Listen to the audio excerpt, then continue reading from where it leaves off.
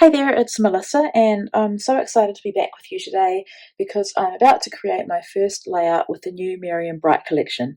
So I think in my last project for Cocoa Vanilla, in my last video, I shared that I just had to use or had to make one more layout with Daydream before I moved on to Miriam Bright, and I'm just really excited to get going with this collection.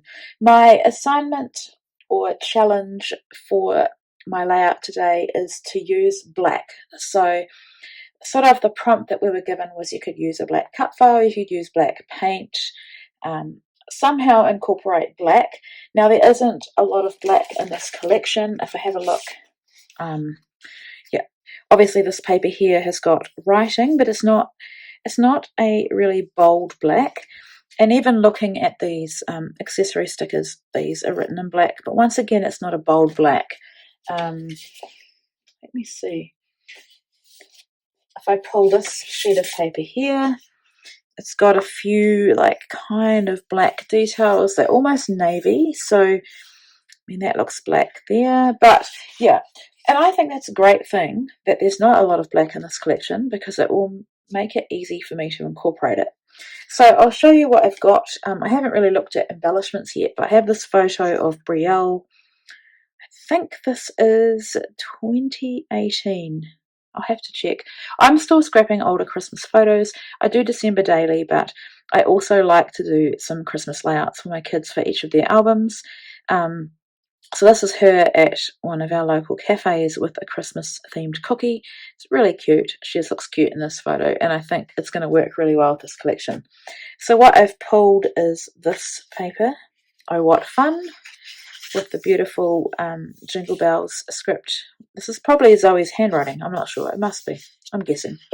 That's the B-side as the cut apart sheet. I've got these florals, which I really want to fussy cut.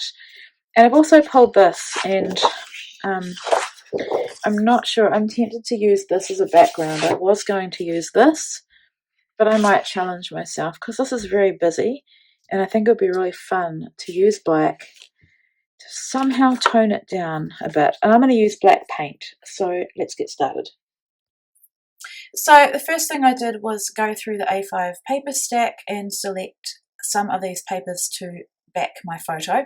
These papers are incredible. I think they're the thickest, smaller size paper that I've ever come across. They are going to be perfect for backing cut files, and they're really great for distressing because you don't have to worry about them ripping. Sometimes I don't mind the tearing when I'm distressing, but in this instance I didn't really want to heavily distress the edges of this paper.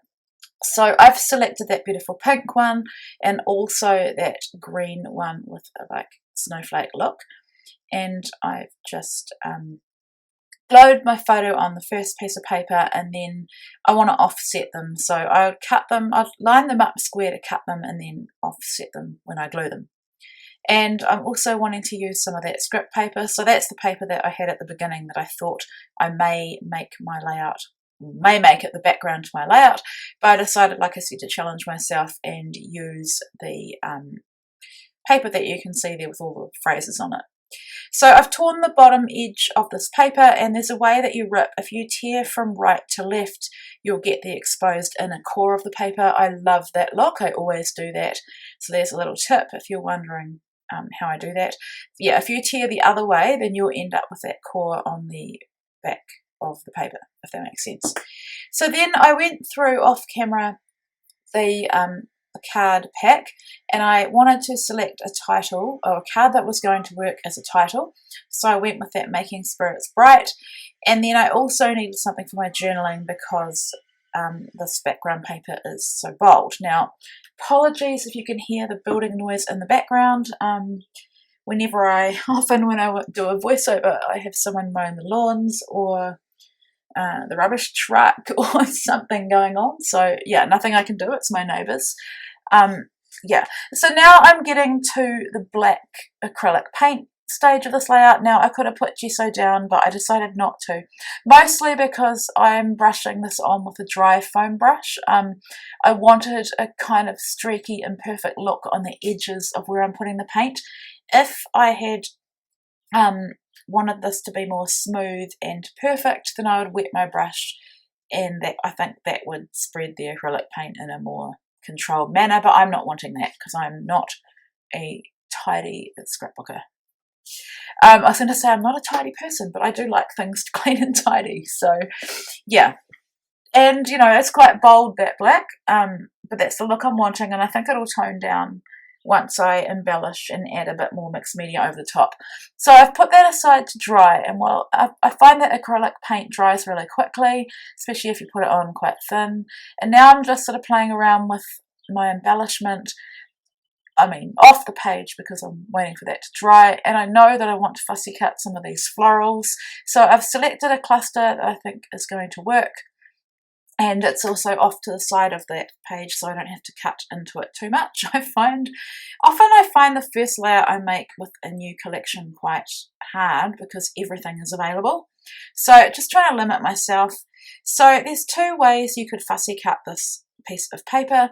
You could cut it so that some of the white edge is showing, and if you did that, then you could keep the leaves and holly berries and other items exactly where they are, but I decided not to. I'm going for the cut all the white away, which means that I'm having to cut the leaves and the berries and things off, but that's okay, because when I come to reassembling it, I'm going to put it back together in a way that is pleasing to me. So not that it's not pleasing in the way that it's been made, but I just want a bit of freedom because I'm wanting to limit it to just a small part of my photo.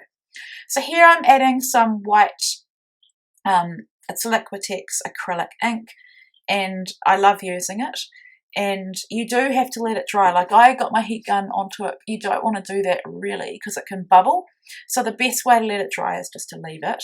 And it does take a lot longer than the acrylic paint, I think, because I've dropped it with the dropper as well. So if you want to have smaller drops, you'll want to use a smaller paintbrush. So obviously I've put it aside to dry, and yeah, I'm happy with it. If you leave it, then you run the risk of smudging. That's what I'm trying to say. So I've distressed the edges of those two cards. I think I showed you that before. And now I'm just adding some of these ephemera pieces. Of course, I ran out of staples, so I've only put one down. And because I can't be bothered going to find them, I just want to keep this layout moving, so I will embellish in a way that covers where the other staple would be anyway.